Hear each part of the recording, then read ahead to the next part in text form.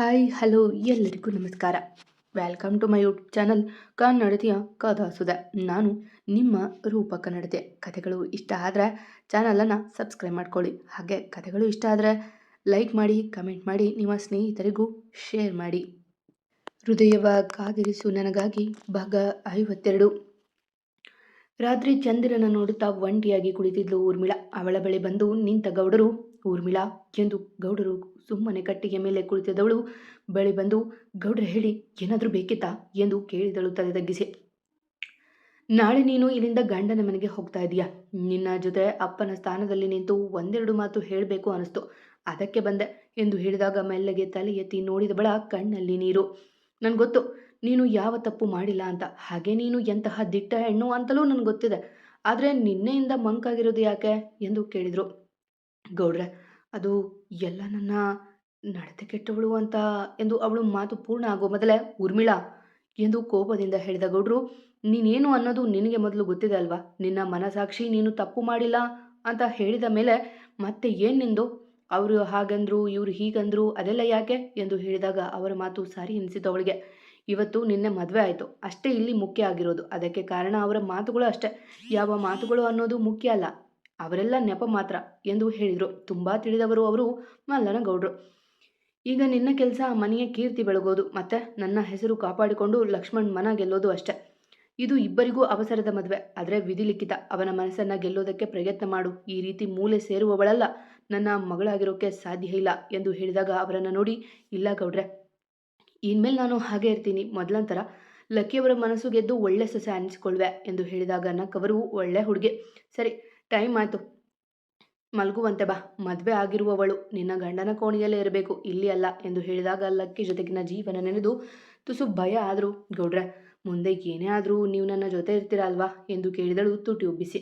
ಖಂಡಿತ, ಅದಕ್ಕೂ ಮೊದಲು ನಿನ್ನ ಭಾವ ರಾಮ್, ಅವರು ನಿನ್ನ ಜೊತೆ ಇರ್ತಾರೆ. ನಿನಗೆ ಏನೇ ಬೇಕು ಅಂದರೂ ಅವರನ್ನು ಕೇಳು ಎಂದು ತಿರುಗಿ ಹೇಳಿದವರು ಹೊರಡುವ ಮುನ್ನ ಮತ್ತೆ ತಿರುಗಿ, ಇವತ್ತು ನಿನ್ನ ಮದುವೆ ಆ ರೀತಿ ಆಗದೆ ಇದ್ರೂ ಬೇರೆ ರೀತಿ ಆಗ್ತಾ ಇತ್ತು. ಒಟ್ಟಾರೆ ಎಲ್ಲವೂ ದೈವ ನಿರ್ಧಾರ.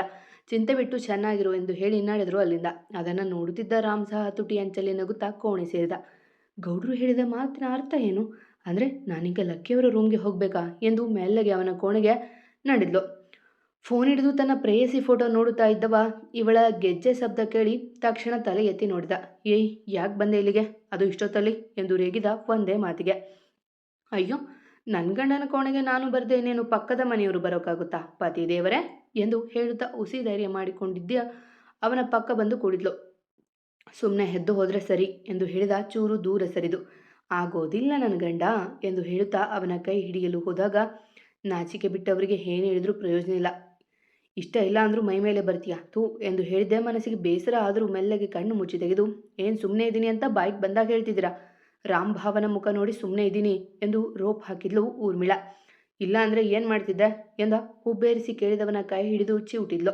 ನೋವಿಗೆ ಬಾಯಿ ಬಡಿದುಕೊಂಡು, ಏಯ್ ರಾಕ್ಷಸಿ ಬಿಡೆ ಎಂದು ಲಕ್ಕಿ ಒದ್ದಾಡುವಾಗ, ನನ್ನ ಬಗ್ಗೆ ಕೆಟ್ಟದಾಗಿ ಹೇಳಿದ ನಾಲಿಗೆನ ಆಚೆ ತೆಗೆದು ಇದೇ ಥರ ಹಿಂಸೆ ಮಾಡ್ತಿದ್ದೆ ಎಂದು ಹೇಳಿ, ಒಂದು ಮಾತು ನೆನ್ಪಿಟ್ಕೊಳ್ಳಿ, ಇಲ್ಲಿಂದ ಹೋಗ್ತಾ ಇದ್ದೀನಿ, ಆದರೆ ನಾಳೆಯಿಂದ ನಿಮ್ಮ ಜೊತೆನೇ ಇರ್ತೀನಿ ಎಂದು ವಾರ್ನು ಮಾಡಿ ಹೋದವಳನ್ನೇ ಅಚ್ಚರಿಯಿಂದ ನೋಡಿದಲ್ಲಕ್ಕೆ ಅವನ ಕೈಯಲ್ಲಿದ್ದ ಮಹಾಲಕ್ಷ್ಮಿ ಫೋಟೋ ಕೆಳಗೆ ಬಿದ್ದಿತ್ತು.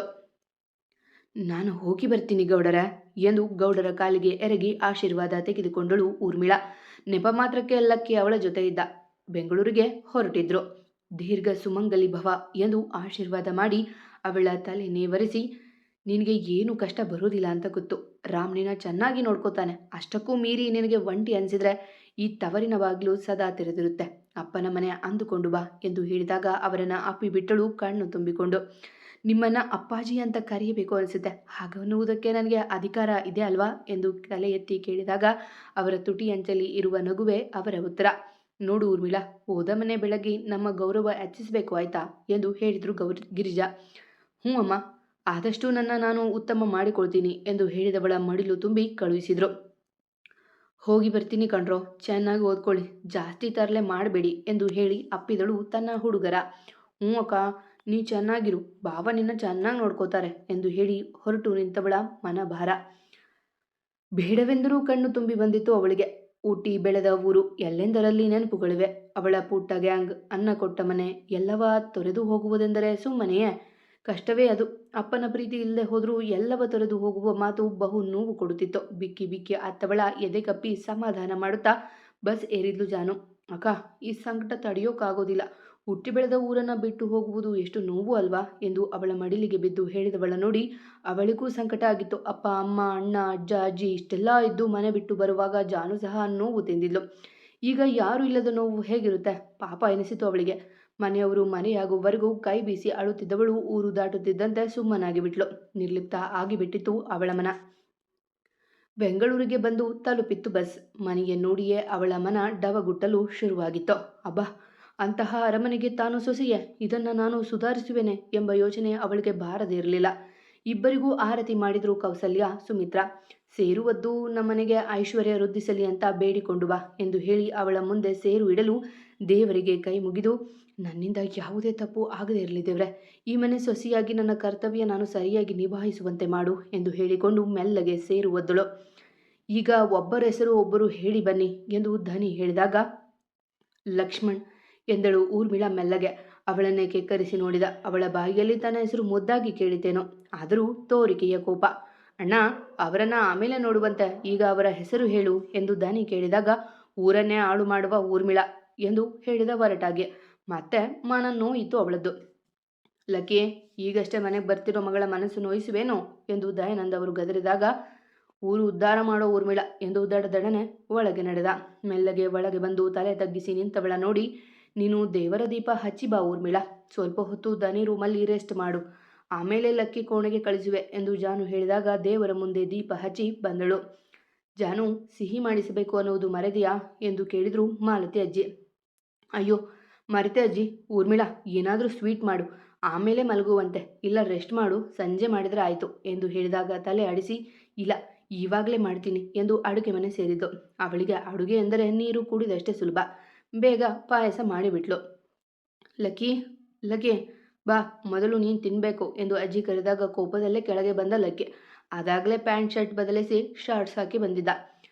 ದೇವರಿಗೆ ನೈವೇದ್ಯ ಕೊಟ್ಟು ನಿನ್ನ ಗಂಡನಿಗೆ ತಿನ್ನಿಸು ಎಂದು ಸುಮಿತ್ರಾ ಹೇಳಿದಾಗ ದೇವರ ಮುಂದೆ ಸ್ವಲ್ಪ ನೈವೇದ್ಯ ಮಾಡಿದವಳು ಒಂದು ಬೌಲಲ್ಲಿ ಹಾಕಿಕೊಂಡು ಒಂದು ಸ್ಪೂನಲ್ಲಿ ತೆಗೆದುಕೊಂಡು ಅವನ ಬಾಯಿ ಎದುರಿಡಲು ಅವಳನ್ನೇ ಕೆಕ್ಕರಿಸಿ ನೋಡಿ ಬೌಲ್ ತೆಗೆದುಕೊಂಡ. ಎಲ್ಲರಿಗೂ ಕೊಟ್ಟು ನೀನು ಹೋಗು ಎಂದು ಕೌಸಲ್ಯ ಅವರು ಹೇಳಿದಾಗ ಎಲ್ಲರಿಗೂ ಕೊಡುತ್ತಾ ಇದ್ಲು. ರಾಮ್, ಲಕ್ಕಿ ಮುಖದಲ್ಲಿ ತುಂಬ ಬದಲಾವಣೆ ಕಾಣುತ್ತಿದೆ. ಒಮ್ಮೆಯೂ ಹೆಣ್ಣು ಮಕ್ಕಳಿಗೆ ರೇಗದ ಅವನು ಇವತ್ತು ಆ ಪಾಪದ ಹುಡುಗಿಗೆ ಹೇಗೆ ಗುರಾಯಿಸಿದ ನೋಡಿದ್ರ, ನನಗೇಕೋ ನಾವು ಅವಸರ ಮಾಡಿದ್ವಿ ಅನಿಸುತ್ತೆ ಎಂದು ರಾಮ್ ಮಡಿಲಿನಲ್ಲಿ ಮಲಗಿ ಹೇಳಿದ್ಲು ಜಾನು. ಪ್ರಯಾಣ ಮಾಡಿ ಸುಸ್ತಾದವಳು ಸೋಫಾ ಮೇಲೆ ಕುಳಿತಿದ್ಲು. ಊರ್ಮಿಳಾ, ಕೈ ಸುಟ್ಟುಕೊಂಡೆ ಅಲ್ವಾ, ಹೇಗಿದೆ ಈಗ ಎಂದು ರಾಮ್ ಸುಮ್ಮನೆ ಕೇಳಿದಾಗ ಅಬಿಗೆ ಪಾಯಸ ಕೊಡುತ್ತಿದ್ದವಳು ತಿರುಗಿ ನೋಡಿದ್ಲು. ಏನು, ಕೈ ಸುಟ್ಕೊಂಡ್ಲಾ? ಯಾವಾಗ, ಎಲ್ಲಿ, ಹೇ ಬಜಾರಿ, ಏನೇ ಮಾಡಿಕೊಂಡೆ ಎಂದು ಲಕ್ಕಿ ಅವಳ ಕೈ ಹಿಡಿದು ನೋಡಿದಾಗ ಕಣ್ಣಿನಲ್ಲೇ ಅವರ ತೋರಿಸಿ ಇದು ಉತ್ತರ ಎಂದರ.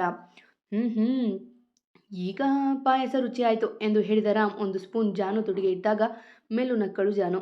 ಏನೂ ಆಗಿಲ್ಲ ಎಂದು ಊರ್ಮಿಳಾ ಮೆಲ್ಲಗೆ ಹೇಳಿದಾಗ ಅವಳ ಕೈ ಬಿಟ್ಟು ಬೇರೆಲ್ಲೋ ನೋಡಿದ ಲಕ್ಕಿ. ಅಣ್ಣ, ಊರಿಗೆ ಹೋಗಿ ಬಂದಮೇಲೆ ಹೋಗುವಂತೆ ಅಂತ ಹೇಳಿದ್ದೆ ಅಲ್ವಾ, ನಾನು ಜರ್ಮನಿಗೆ ಹೋಗಿ ಬರ್ತೀನಿ ಎಂದು ಹೇಳಿದಾಗ ಗಾಬರಿಯಿಂದ ಊರ್ಮಿಳಾ ಅವನ ನೋಡಿದರೆ, ಅಷ್ಟು ಅವಸರ ಯಾಕೆ, ನಾನು ಆಗಲೇ 2 ಟಿಕೆಟ್ ಬುಕ್ ಮಾಡೇ ಆಗಿದೆ, ಇನ್ನೊಂದು ವಾರದಲ್ಲಿ ರಿಸೆಪ್ಷನ್ ಮುಗಿಸಿಕೊಂಡು ಸ್ವಿಟ್ಜರ್ಲ್ಯಾಂಡ್ಗೆ ಹೋಗಿ ಬರುವಂತೆ ಹಾನಿಮೂನ್ಗೆ ಎಂದು ರಾಮ್ ಹೇಳಿದಾಗ ಮತ್ತಷ್ಟು ಗಾಬರಿಯಾಗುವ ಸರದಿ ಲಕ್ಕಿಯದ್ದು. ವಾವ್, ಏನು ಹೇಳಿದ್ರಿ ರಾಮ್, ಇನ್ನೂ 2 ಟಿಕೆಟ್ ಬುಕ್ ಮಾಡಿ ನಾವು ಅವರ ಜೊತೆ ಹೋಗೋಣ, ಅವರು ಅಲ್ಲಿ ಜಗಳ ಆಡಿದರೆ ಎಂದು ಜಾನು ಗಂಡನ ಜೊತೆ ದನಿ ಕೂಡಿಸಿದಾಗ ಮುಖ ತಿರುಗಿಸಿದ ಲಕ್ಕಿ. ಗುಡ್ ಜಾನು, ಆದರೆ ನಿನಗೆ ಈ ಟೈಮಲ್ಲಿ ಜರ್ನಿ ಮಾಡೋದು ಸರಿಯಲ್ಲ, ಬೇಕಿದ್ರೆ ಧನಿ ಮತ್ತು ಅಭಿರಾಮ್ನ ಜೊತೆ ಮಾಡಿ ಕಳಿಸುವ ಎಂದು ಹೇಳಿದಾಗ ನುಲಿಯ ತೊಡಗಿದ್ಲು ಧನಿ. ಓಹ್, ಅದಕ್ಕೇನು ಅಭಿ, ನಾವು ಶಾಪಿಂಗ್ ಹೋಗೋಣ, ನನಗೆ ಬೆಚ್ಚಗಿನ ಬಟ್ಟೆ ತಗೋಬೇಕು ಎಂದು ಧನಿ ಹೇಳುವಾಗ, ಎಲ್ಲೂ ಹೋಗೋದಿಲ್ಲ, ಇಲ್ಲೇ ಇರ್ತೀನಿ ಎಂದು ಮತ್ತೆ ಮೆಟ್ಟಿಲು ಹತ್ತಿ ನಡೆದಾಗ ಮನೆಯವರೆಲ್ಲ ಜೋರಾಗಿ ನಗತೊಡಗಿದ್ರು. ಊರ್ಮಿಳಾ, ಅವನು ಒಳ್ಳೆಯವನೇ, ನೀನು ನಿನ್ನ ಒಳ್ಳೆಯ ಗುಣದಿಂದ ಅವನನ್ನು ಬದಲಾಯಿಸಬೇಕು ಎಂದು ಹೇಳಿದ ಸುಮ್ಮನೆ ನಿಂತಿದ್ದ ಊರ್ಮಿಳಾ ನೋಡಿ, ಸರಿ ಬಾವಾ ಎಂದು ಹೇಳಿ ನಕ್ಕು ಹೇಳಿದಾಗ, ಅತ್ತಿಗೆ, ಈಗ ನೀವು ನಿಮ್ಮ ಕೋಣೆಗೆ ಹೋಗಬಹುದು, ಮೇಲೆ ಫಸ್ಟ್ ಫ್ಲೋರಲ್ಲಿ ಲೆಫ್ಟ್ ಸೈಡ್ 2ನೇ ರೂಮ್ ಎಂದು ದನಿ ಹೇಳಿದಾಗ ಅದಕ್ಕೆ ಕಾದಿದ್ದವಳಂತೆ ಓಡಿ ಮೆಟ್ಟಿಲು ಹೇರಿದ್ಲು. ಕಿಟಕಿಯತ್ತ ಮುಖ ಮಾಡಿ ಏನನ್ನು ಯೋಚನೆ ಮಾಡುತ್ತಿದ್ದ ಲಕ್ಕಿ. ಅವಳ ಗೆಜ್ಜೆ ಸದ್ದು ಕಿವಿಗೆ ಬಿದ್ದರೂ ಏನೊಂದು ಹೇಳದೆ ಸುಮ್ಮನೆ ಇದ್ದ. ಲಕ್ಕಿಯವರೇ ಎಂದು ಕರೆದಳು ಮೆಲ್ಲಗೆ. ಕತ್ತನ್ನಷ್ಟೇ ತಿರುಗಿಸಿ ನೋಡಿದ. ನೀವು ಏನೊಂದು ಮಾತನಾಡದೆ ತಾಳಿ ಕಟ್ಟಿದಾಗ ನನಗೆ ಆದ ಖುಷಿ ಅಷ್ಟಿಷ್ಟಲ್ಲ. ಹೇಗೋ ಒಂದು ಒಳ್ಳೆ ಜೀವನ ಸಿಕ್ತು, ಅದರಲ್ಲೂ ತುಂಬಿದ ಕುಟುಂಬ ಸಿಕ್ಕಿದೆ ಅಂತ ಒಂದು ಸಾರಿ ಕಣ್ಣು ತುಂಬಿ ಬಂದಿದ್ದು ನಿಜ. ಆದರೆ ನೀವು ಆ ಎಲ್ಲ ಖುಷಿ ಒಂದೇ ಮಾತಿನಲ್ಲಿ ಕೊಂದು ಬಿಟ್ರಿ ಎಂದು ಹೇಳುವಾಗ ಅವಳ ದನಿ ನಡುಗುತ್ತಿತ್ತು.